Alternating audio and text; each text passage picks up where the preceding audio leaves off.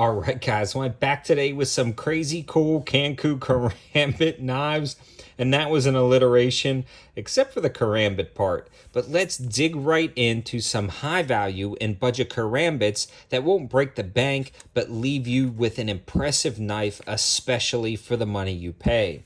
Both of these knives that we're going to be talking about today feature a kydex sheath with a very nice clip on the back that you can utilize to fit it pretty much on anything, whether it be MOLLE attachments, belt loops, and these are adjustable for different belt loop sizes, and you can move these around and also orient them to either be carried horizontally or vertically. They also lock into place and have lanyard holes all over the knives in case you wanted to lash them something like to the back of a kayak or a backpack or a wide variety of other applications. I do want to show you guys that other one real quick because it's a slightly different design, but it's the same premise. They can be mounted pretty much in a wide variety of ways, and they adjust for the belt loop size that you want to use, and both of those kydex sheaths are very nice.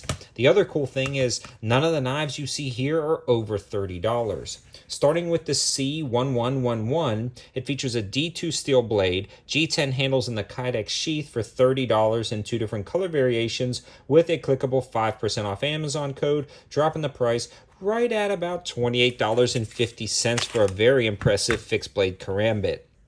This is a full tang knife, meaning that D2 steel goes all the way through the handle and ends up with this loop in the back. One of the questions I get asked about is what size hands do the karambits fit? Now, I wear size large mechanics gloves, and you can see I have plenty of room in this knife if you had larger hands. In fact, it's almost very difficult for me to choke up on that because it is large, but it has some nice texturing on the back that you can get a good hold, or if you carried it the other way, it's got some jimping on the front. If you were to be opening packages or cutting open boxes or tie wraps or just using this and this configuration inside your hand, that would work out pretty well.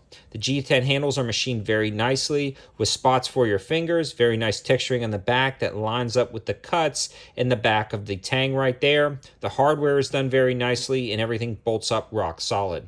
Again, we are talking about a $28, $29 knife with all of these features, including that D2 steel blade and the very nice black coating on there.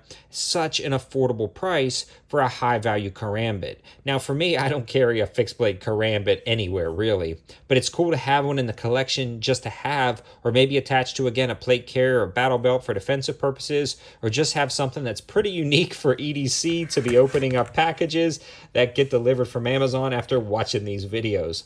The next karambit I want to talk about is even more weird in my mind, almost a complete semicircle, and it is so unique I knew I had to feature it when I saw it. Now, Ccanku sent both of these knives out to the channel, so a huge shout out to them, but other than that, I have no affiliation with them.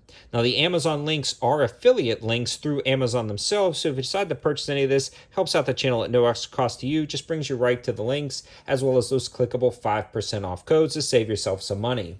This one also features a D2 steel blade and a G10 handle, and this is the C16901 fixed blade. Again, we are talking about a full tang with stipping on the back and none on the rear with the ring.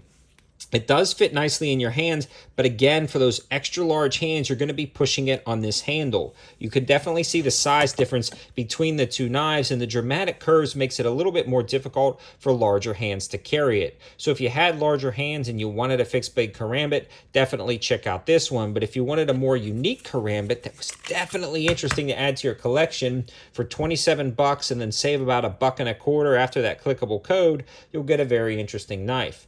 Now, I said it features a G10 handle, but the brown version is actually a micarta handle, which is also pretty cool, and you can see the finish of this knife is absolutely spectacular. Again, the hardware is done very nicely, sort of has a matte finish, and it carries very nicely in your hand, again, for my size hands. The kydex sheath is also very nice, and it does feature rounded and chamfered and smoothed out edges, so there's no sharp edges to dig into if you wanted to clip this on.